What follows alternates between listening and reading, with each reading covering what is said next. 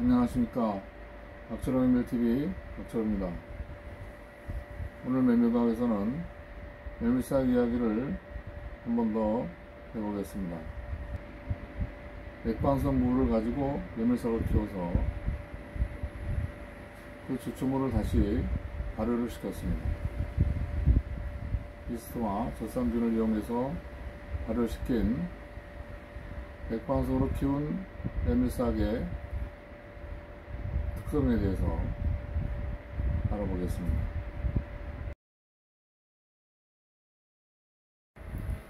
오늘 메밀과학에서는 맥반석 물로 키운 메밀싹을 소개해 드리겠습니다.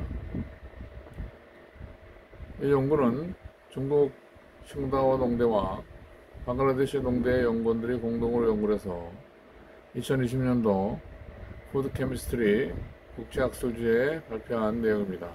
왼쪽 하단에 보이는 것이 맥반석 물입니다. 오른쪽은 보통 메밀싹입니다. 맥반석은 열을 받았다가 다시 방출하는 원적외선의 선택적 방사 기능과 세공 내의 표면 음전화에 의한 흡착 기능 및 이온 교환 능력이 있습니다. 맥반석은 적외선 중 파장이 4 내지 14 마이크론에 해당되는 원적외선의 방사율이 높아 각종 불순 성분을 함유하고 있는 물의 분자성이 즉 워터 크러스터를 효과적으로 파괴시킵니다. 이때 물 분자 사이에 붙어있던 염소가스, 일산화탄소, 이산화탄소 등 각종 가스는 방출시키고 OH기만 남게 해 약알칼리수를 만들어줍니다. 이러한 기능은 70% 이상 물로 이루어진 인체나 동물 내 세포나 혈액에 환원력을 부여하여 체내에서 발생되는 독성이 강한 활성산소를 없애주고 불포화 지방산의 이중 결합을 막아주어 노화 방지와 피부 미용에 도움을 줍니다. 또한 물과 접촉하면 맥반석 중 함유된 자연수의 기본 광물질인 칼슘, 마그네슘 등 각종 금속 원소를 균형 있게 영출시켜 물맛을 좋게 하고 인체에 필요한 광물질 공급에 도움을 줍니다. 맥반석의 효과를 정리해보면 맥반석은 물속에서 미네랄 용출과 유해 물질 및 중금속을 흡착 분해해 수질을 개선하고 원적 개선을 방사하며 물 분자를 움직이게 하고 세균 번식을 억제하는 항균 작용을 합니다. 강한 흡착 기능, 미네랄 용출 기능, 수질 조절 기능, 용존 산소량을 풍부하게 하는 기능, 원적외선 방출 기능, 이렇게 5가지 주요 기능을 정리해 볼 수 있습니다. 맥반석 물로 키운 메밀싹 실험 개요입니다. 메밀은 중국 내몽고 치평시에서 재배한 보통 메밀을 사용을 했습니다. 맥반석 물은 직경 2cm의 맥반석을 세척 후 표면을 말립니다. 증류수를 1:5 비율로 맥반석에 부어 1시간 끓입니다. 그것을 30도 미만으로 냉각을 시킵니다. 메밀싹 재배는 냉각한 맥반석 물에 증류수로 세척한 메밀 중재를 실온에서 12시간 담근 후 꺼내어 재배상에 치상을 합니다. 22도 생장상의 암소에서 7일간 재배를 합니다. 재배기간 동안 4시간마다 3분간씩 맥반석 물로 분무를 해주었습니다. 수확한 메밀은 40도 건조해서 분쇄한 후 0.2ml 채로 친 가루를 4도에 저장해서 사용을 했습니다.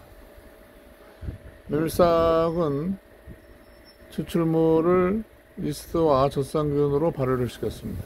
맥반석 물로 키워서 발효시킨 메밀싹 추출물을 이용해서 루틴 코서틱 등 플라보노이드와 페놀, 항산화성을 측정하고 동물 실험을 했는데요.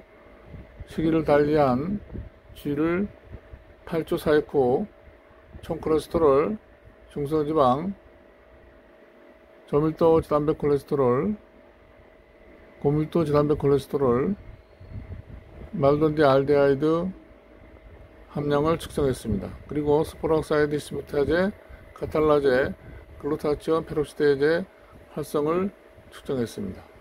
처리 내용 보면 모두 7가지 처리입니다.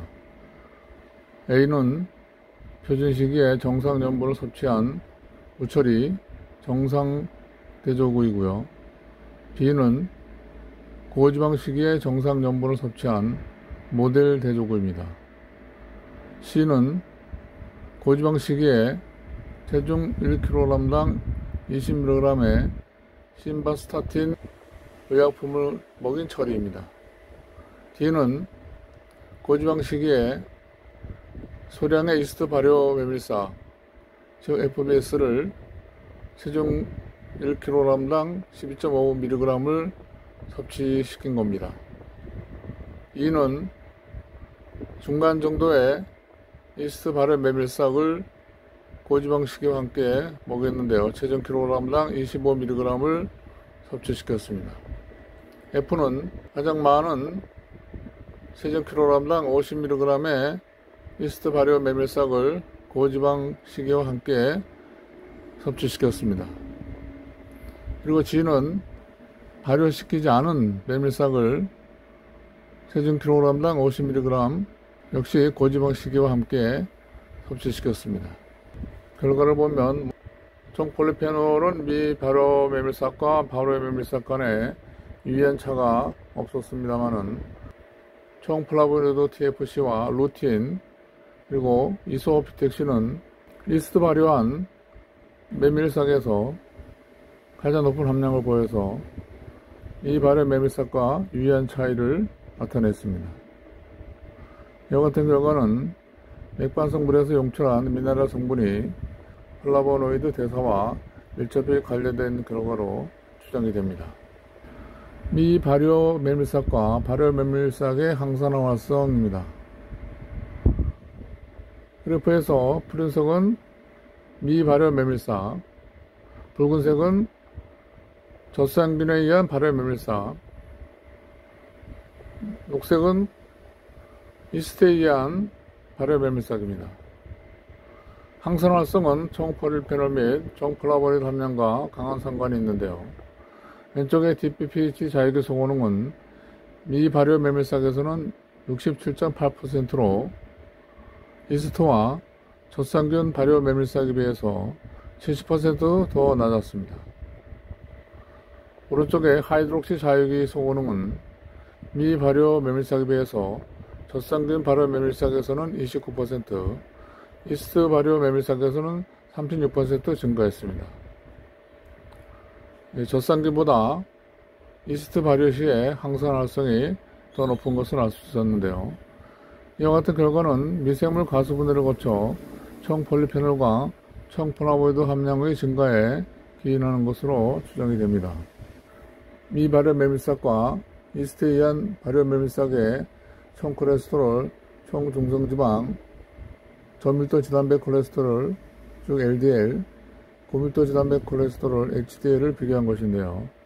모델 대조구, 즉 고지방 시기를 섭취한 주에서는 이들 성분들이 가장 함량이 높았습니다. 그런데 체중 1kg당 50mg의 이스트 발효 메밀싹을 섭취한 F처리군, 즉 고함량 이스트 발효 메밀싹 처리군에서는 이들 성분들이 현저하게 감소한 것을 알 수 있습니다. HDL, 즉 고밀도 지단백 콜레스테롤은 고함량 이스트 발효 메밀싹 처리군에서 가장 높았습니다. HDL은 많을수록 좋은 거기 때문에 이스트 발효 메밀싹의 효과로 이스트 발효 메밀싹을 많이 섭취한 주에서 HDL이 높게 나오고 반면 HDL은 감소한 이러한 결과는 맥반석으로 키워서 발효시킨 메밀싹의 건강식품으로서의 가능성을 시사하는 것이라고 할 수 있겠습니다. 이 발효 메밀싹과 이스트에 의한 발효싹의 간에서의 MDA, 즉 말론디알데히드 함량, 글루타치온 페로시데이즈 활성, SOD 활성, 카탈리즈 활성을 처리별로 비교한 것입니다. 급성 고지혈증을 일으킨 모델 대조구의 경우에 MDA도 가장 높았고 반면에 글루타치온 페로시데이즈와 SOD, 카탈리즈 활성은 가장 낮았습니다. 반면에 이스트 발효 메밀싹, 즉 kg당 50mg의 이스트 발효 메밀싹을 고지방식이와 함께 섭취시킨 쥐에서는 간 MDA가 낮고 반면에 글루타치온 페록시데이드 활성, SOD 활성, 카타리 활성은 가장 높았습니다. 고지혈증은 산화와 항산화의 균형이 깨져 몇 가지 산소 자유기와 높은 수준의 말론디알데하이드 생성에 의해서 생기고 노화, 간 손상, 혈관 질환을 동반합니다. 항산화 활성이 낮은 고지혈증쥐는 정상쥐에 비해 지질 산화 수준이 높아집니다. 그런데 고지방 식이를 한 쥐에서 이스트 발효 메밀싹을 50mg 섭취한 쥐에서는 이러한 고지혈증 개선 효과가 보였습니다. 그것은 고지방식의 미발효 메밀싹을 먹인 쥐보다도 글루타치온 페록시데이드의 SOD 활성, 카타리 활성 이와 같은 수치가 더 높게 나타남으로써 맥반석물로 키워서 발효시킨 메밀싹이 발효시키지 않은 것보다 고지혈증 개선 효과가 더 높은 것을 알 수가 있습니다. 결론적으로 맥반석으로 키운 메밀싹에는 플라보노이드와 페놀 함량이 높은데 추가적으로 발효를 시킴으로써 루틴, 페놀, 플라보노이드 함량이 증가했습니다. 또 젖산기보다는 이스트에 의한 발효가 항고지혈증 효과가 더 높았습니다.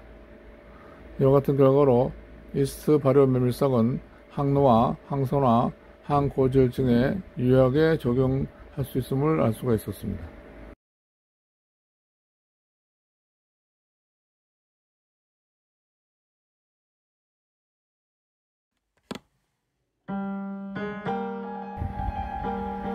메밀식문화에서는 마크스의 서리태 콩물을 섞어서 만든 검정 콩물 마크스를 만들어 보았습니다.